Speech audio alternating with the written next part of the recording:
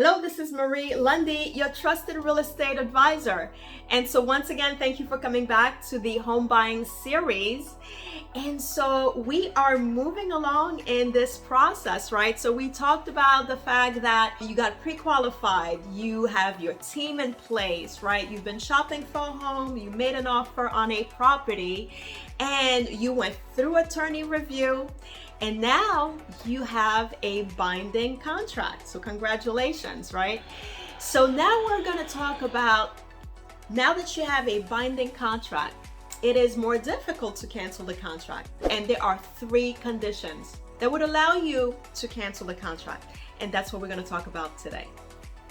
And so one of the conditions of your contract will be the home inspection, right? And so now that you're out of attorney review, I recommend that you schedule your home inspection as soon as possible. Now, during the home inspection period, if something material comes out of the inspection, a major defect with the property, you will have the option to either cancel the contract straight away. So that would be one way that you could cancel and get out of the contract. If you still like the property and you want to negotiate and move forward with the house, you can see if the seller is willing to remediate whatever the problem is with the property that came up during the home inspection. Or you may ask the seller to give you credit so that after closing, you can address the matter, right? So the home inspection is a time when you can renegotiate the terms, maybe get a credit so that you can make the repairs yourself, or ask the seller to remediate the problem. Or once again, you'll have the opportunity, if it's not a good fit, to cancel and move out of the contract.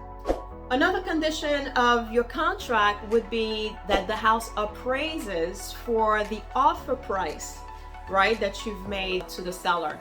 So for example, let's say that you've made an offer for $500,000 and the home only appraises for $480,000. There's a gap there of $20,000, right? At which point we're back to the negotiating table. You can ask the seller to accept $20,000 less than what was offered because the house only appraised for $480,000 in this example. The seller may agree, or the seller may say, no, let's meet right in the middle. I'm willing to accept $490,000 and you, the buyer, come out of pocket by $10,000 extra and make up for the shortfall in the appraisal. Now, if there's not an agreement between you and the seller regarding the home appraisal value, if the property did not appraise, then you have the ability as the buyer to cancel the contract. So that's the second reason that would allow you to cancel the contract. Now, the third condition that would allow you to cancel the contract is if for some reason your loan gets denied. Keep in mind that you will be pre-qualified for the loan, but once you are on the contract, you will actually work very closely with your lender and provide all of your financial detail, right? Your pay stub, your bank statement, your financial statements.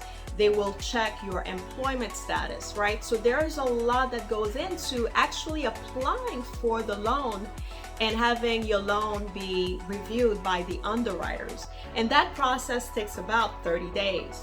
Now, if your financial life changes between when you were pre-qualified and 30 days later, for example, if your FICO score changes, if your salary changes for a lower rate than what you had when you first made your application or when you got pre-qualified, then all of those things may actually impact your loan getting approved, right? And you may be denied, after this whole process, your loan can be denied.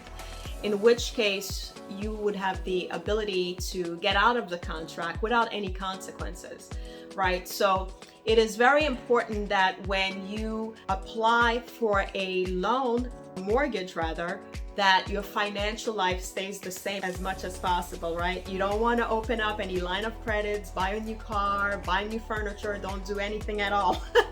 Just stay put so that you are in the same financial standing that you were when you first got pre-approved for the loan or pre-qualified for the loan. You want to stay in that, same standard all the way through so that in the end your loan gets approved. And so if you are past all three of these contingencies, then you're in good shape. You're now looking at closing on the property, right? So you've gone through the home inspection phase, you've gone through the home appraisal and the property appraised, or if it did not, you were able to renegotiate the terms of your offer with the seller and your loan was approved, right? So those are the three major milestones. So once we are beyond that, or those milestones rather, then we are looking at closing. So that being said, stay tuned for the next step of the home buying process. I hope that this was helpful.